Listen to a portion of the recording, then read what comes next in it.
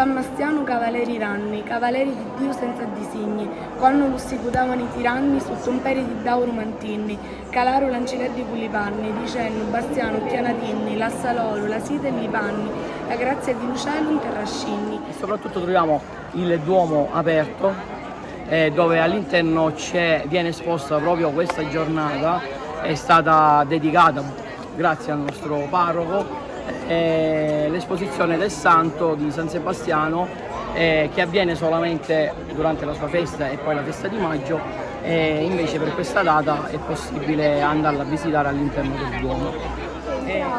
In chiesa e andare ad ammirare la statua di San Sebastiano, il nostro patrono. E allora la seguiamo.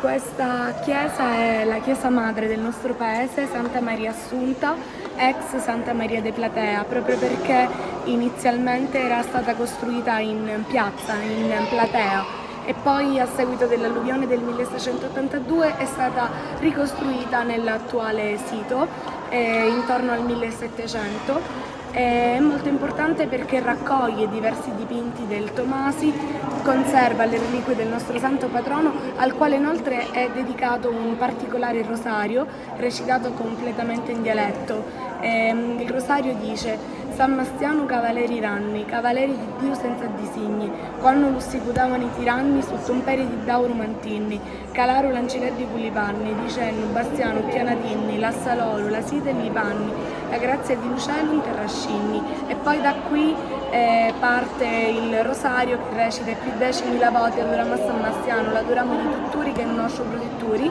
finché non si riparte da capo e si arriva al 100.000 volte. E questa è la statua del nostro patrono.